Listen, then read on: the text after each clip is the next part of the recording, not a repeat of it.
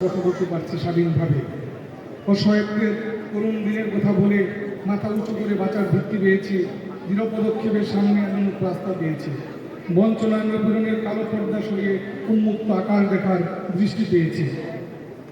ফলশ্রুতিতে জনগণ মুক্ত, স্বাধীন, নিরাপদ পরিবেশে তার সমস্ত অধিকার ভোগের ও অবাধ গণতন্ত্র চর্চার সুযোগ পেয়েছে।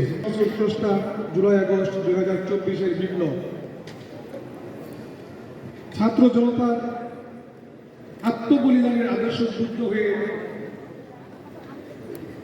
তাদের প্রতি শ্রদ্ধা জানিয়ে আওয়ামী ফ্যাসিস্ট যদি একজাক স্বপ্নবাজ মেডিসিন বিশেষজ্ঞ চিকিৎসকের সমন্বয়ে আমরা নতুন সোসাইটি মেডিসিন গঠন করেছি।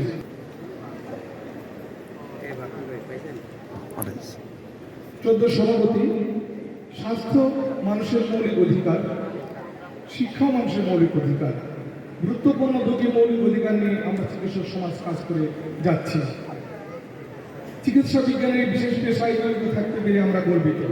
চিকিৎসা বিজ্ঞান সদা পরিবর্তনশীল, কারণ প্রতিনিয়ত নতুন নতুন রোগ ও স্বাস্থ্য সমস্যার সৃষ্টি হচ্ছে নতুন মহামারী, রোগ নির্ণয়ের নতুন দিগন্ত উন্মোচনের সাথে আসছে নতুন নতুন উদ্ভাবন চিকিৎসা পদ্ধতি।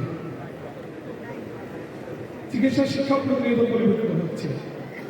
স্বাস্থ্যসেবাকে প্রান্তিক জনগণের দূরভাবে পৌঁছানো, চিকিৎসা বিজ্ঞানের পরিবর্তনশীলতার সাথে খাপ খেয়ে চিকিৎসা সেবা ও সেবাকে আন্তর্জাতিক মানে উন্নতিকরণ, চিকিৎসকের স্বার্থ রক্ষার অধিকার রক্ষার তাগিদে 1999 সালে বাংলাদেশ সোসাইটি মেডিসিন প্রতিষ্ঠিত হয়। প্রতিষ্ঠার পর হতে পরিধি পরিবহন কার্যক্রম সরকারি বেসরকারি মেডিকেল কলেজ থেকে দেশের প্রত্যন্ত অঞ্চলে এমনকি আন্তর্জাতিক পর্যায়ে সুপরিচিত লাভ করেছে। সম্মানিত সভাপতি, সদা পরিবর্তনশীল চিকিৎসা বিজ্ঞানের সাথে খাপ খাইয়ে চিকিৎসা বিজ্ঞান চিকিৎসা সেবা শিক্ষাকে আন্তর্জাতিক মানে উন্নতিকরণের লক্ষ্যে গবেষণা ও আন্তর্জাতিক সেমিনার আয়োজনের কোনো বিকল্প নেই। এই লক্ষ্যে প্রতি বছরে নাই এবছর আমরা বাংলাদেশ সোসাইটি মেডিসিন 24তম আন্তর্জাতিক সম্মেলন ও বৈজ্ঞানিক অধিবেশন 2025 আয়োজন করেছি। এই সম্মেলনে দেশ বিদেশ থেকে আগত মেডিসিন বিশেষজ্ঞগণ, চিকিৎসকগণ তাদের বৈজ্ঞানিক প্রবন্ধ উপস্থাপন করেছেন এবং করবেন। তাদের উপস্থাপিত এই সকল বৈজ্ঞানিক প্রবন্ধ আমাদের জ্ঞানকে সমৃদ্ধ করবে এবং আমাদের চিকিৎসা শিক্ষা ও সেবার মানকে উন্নত ও আন্তর্জাতিক মানে উন্নত করতে সাহায্য করবে। তাই দেশ বিদেশে আগত সকল মেডিসিন বিশেষজ্ঞদের বাংলাদেশ সোসাইটি অফ মেডিসিন পক্ষ থেকে জানাই আন্তরিক ধন্যবাদ, কৃতজ্ঞতা।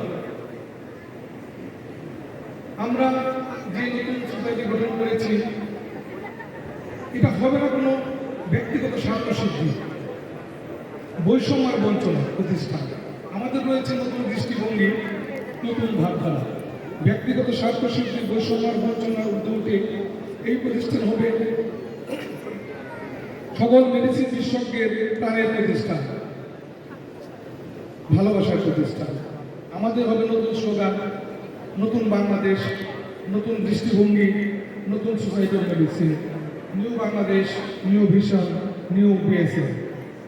সোসাইটি অফ মেডিসিনের কিছু ভবিষ্যৎ কর্ম পরিকল্পনা মোটা দাগে উল্লেখ করতে চাই। পরিকল্পনাগুলো হচ্ছে দল মত নির্বিশেষে মেডিসিন সংশ্লিষ্ট সকল ডাক্তারদের উন্নতি। এই উন্নত হবে সমতার, সুষম ও সুস্থ পেশার মান উন্নয়নের সঠিক কর্ম পরিকল্পনা প্রণয়ন, নতুন পথ সৃষ্টি আমাদের অন্যতম অগ্রাধিকার। ছাত্র শিক্ষক অনুপাত, নতুন মেডিসিন বিশেষজ্ঞ ডাক্তারদের সংখ্যা, রোগীর সেবা, আন্ডার গ্রাজুয়েট, পোস্ট গ্রাজুয়েট ছাত্রদের সঠিক শিক্ষা ব্যবস্থায় নতুন পথ সৃষ্টির এই কার্যক্রম নিয়মিত চলমান থাকবে। স্যার, আপনারা জানেন মেডিসিন একটি গুরুত্বপূর্ণ সাবজেক্ট। এই সাবজেক্টে গুরুত্ব দিয়ে স্বাস্থ্য সেবাকে, স্বাস্থ্য ব্যবস্থাকে সাজানো আমাদের উচিত। কারণ স্বাস্থ্য ব্যবস্থায় 2/3 লোককে আমরা মেডিসিন চিকিৎসকের সেবা দিয়ে থাকি। নতুন পথ সৃষ্টি ছাড়া মেডিকেল কলেজের অনুমোদন দেওয়া যাবে না। আন্ডার গ্রাজুয়েট ও পোস্ট গ্রাজুয়েট ছাত্রদের সঠিক শিক্ষা প্রদানের লক্ষ্যে বিশেষজ্ঞ চিকিৎসকদের সমন্বয়ে একাধিক কর্মশালা করে তাদের তৈরিকৃত রেকমেন্ডেশন সংশ্লিষ্ট কর্তৃপক্ষকে প্রদান করা হবে। সকল মেডিকেল কলেজ লেভেল সেমিনারের আয়োজন করা হবে। পোস্ট গ্রাজুয়েট পরীক্ষা নেন এমন স্যারদের সমন্বয়ে টিম করে সকল মেডিকেল কলেজে পোস্ট গ্রাজুয়েট ট্রেনিংয়ের ব্যবস্থা করা হবে। নতুন স্কিল ডেভেলপমেন্ট ও বিদেশি ট্রেনিংয়ের সহায়তা করা হবে। সম্মানিত সভাপতি, রোগীদের অধিক সেবা প্রদানের লক্ষ্যে ও বিভিন্ন রোগের সঠিক চিকিৎসার উদ্দেশ্যে এবং বিভিন্ন গাইডলাইন তৈরি করা হবে। স্বাস্থ্যসেবার উন্নতির লক্ষ্যে স্বাস্থ্য ও পরিবার কল্যাণ মন্ত্রণালয়কে সব রকম সহায়তা প্রদান করা হবে।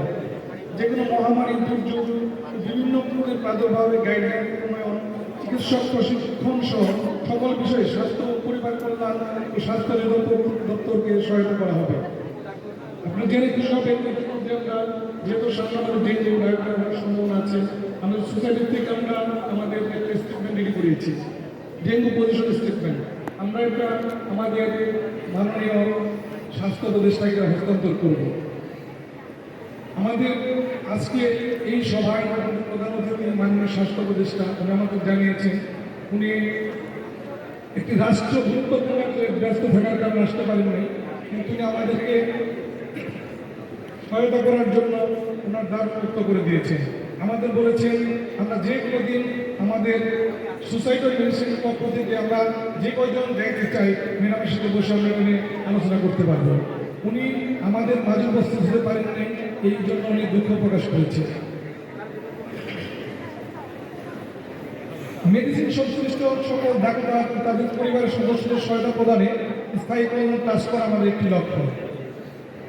সোসাইটাল মেডিসিন স্থায়ী কমপ্লেক্স নির্মাণ করা হবে, যেখানে সোসাইটাল মেডিসিনের মূল অফিস, সেমিনার হল, ক্লাসরুম, ডাক্তারদের বিনোদনের ব্যবস্থা থাকবে। সমাজ কল্যাণমূলক কার্যক্রম যেমন ফ্রি ক্যাম্প, প্রাকৃতিক দুর্যোগের চিকিৎসা, অন্যান্য সহায়তা প্রদান করা হবে। সরকারের কাছে আমাদের কিছু সমাধানযোগ্য দাবি রয়েছে। সম্মানিত বিশেষ অতিথি, প্রতিটি মেডিকেল কলেজে আপনারা জানেন বাংলাদেশের মানুষের গড়ে বেড়েছে অনেক, প্রবীণদের চিকিৎসা খুবই ইম্পর্টেন্ট হয়ে দাঁড়িয়েছে। আমরা জেনেটিক কেয়ার ইউনিট করতে চাই প্রতিটি মেডিকেল কলেজে। সম্মানিত বিশেষ অতিথি সচিব স্যার, আমাদের ঢাকা মেডিকেল কলেজে আমরা একটি ইউনিট চালাচ্ছি অলরেডি, জেনেটিক কেয়ার ইউনিট। আমরা চাই প্রতিটি মেডিকেল কলেজের জেনেটিক কেয়ার ইউনিট করা উচিত। স্যার, আমরা যেহেতু একটা বেসিক অংশ চিকিৎসা দিয়ে থাকি, অ্যাকিউট কেয়ার মেডিসিন আমাদের জন্য ইম্পর্টেন্ট। আমরা প্রতিটি মেডিকেল কলেজে অ্যাকিউট কেয়ার মেডিসিন ইউনিট খুলতে চাই, এটা আমাদের আপনাদের কাছে দাবি স্যার, এটা সময়ের দাবি।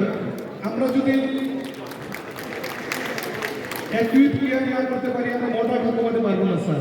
আমাদের দেশে অপর্যাপ্ত ডাক্তার, অপর্যাপ্ত বিশেষজ্ঞ, অসংখ্য রোগী।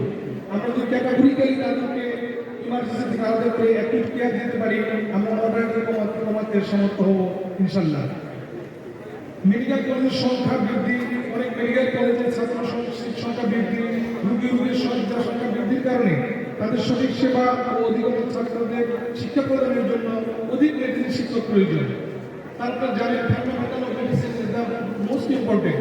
আমরা মেডিসিনকে অবজ্ঞা করে অথবা অবহেলা করে আমাদের চিকিৎসা ব্যবস্থা উন্নতি করা সম্ভব নয়। কারণ আমরা যারা মেডিসিনের শিক্ষক তারাই আমরা বেসিক্যালি থার্ড ইয়ার থেকে ফিফথ ইয়ার স্টুডেন্টদেরকে মেডিসিন শিক্ষাটা দিয়ে থাকি। এখানে একটা আমাদের গুরুত্বপূর্ণ ভূমিকা রয়েছে। আমরা মেডিসিনকে 3 ভাগে ভাগ করা আছে স্যার, সেখানে ফান্ডামেন্টাল মেডিসিন, ক্রিটিক্যাল মেডিসিন এবং অ্যালাইড সাবজেক্ট ক্লিনিক্যাল মেডিসিন আছে স্যার। সেখানে আমরা ফান্ডামেন্টাল মেডিসিন এবং ক্রিটিক্যালকে যদি ইমপ্রুভ করতে না পারি আমাদের বেসিক মেডিসিন শিক্ষা হবে না, বেসিক মেডিসিন থেকে আমরা বঞ্চিত হবো স্যার।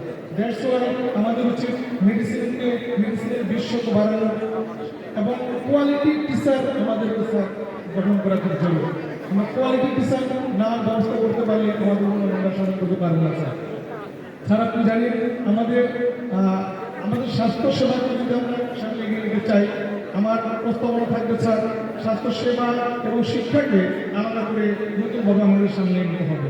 শুধু তাই নয় স্যার, আরও যদি আমরা এটাকে এগিয়ে নিতে চাই স্বাস্থ্য প্রশাসনকে আলাদা করতে হবে স্যার, ফ্রম দ্য বিজনেস থেকে আলাদা করতে হবে। কারণ আমাদের যখন স্বাস্থ্যের ব্যর্থতা আসে এটা আসে স্যার স্বাস্থ্য ম্যানেজমেন্ট থেকে।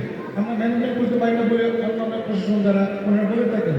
আর এটা হয় স্যার আপনি জানেন আমাদের যেসব কেজি পিওর সিভিল সার্জন আছেন, আমরা যখন ক্লিনিক্যাল পরীক্ষা দিতে দিতে ব্যর্থ হয়ে যাই, ডিপ্রেশন হয়ে যায়, তখন আমরা সিভিল সার্জন পক্ষে নিয়ে যাই।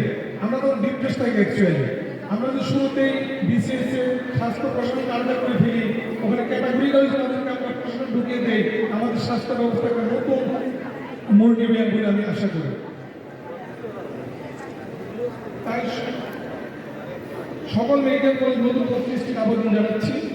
সেই সঙ্গে নিয়মিত ডিপিসি এসএসবি করে পদোন্নতির ব্যবস্থা করতে হবে। বর্তমানে চলমান বিটিসি ও এসএনজি দ্রুত সম্পন্ন করে প্রকাশ করার দাবি জানায়।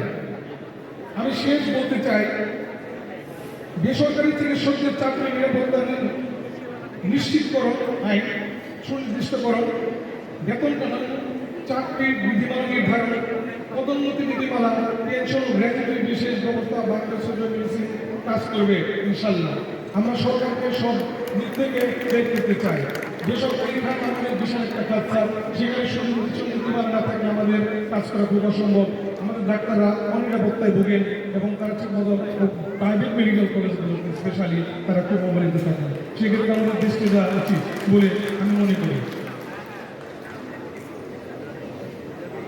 আমি আশা করি পরিবর্তিত পরিস্থিতিতে আমরা একটা মানবিক সুসাইডাল মেডিসিন গঠন করতে পারবো, যেখানে বিবেক বৈষম্য থাকবে না।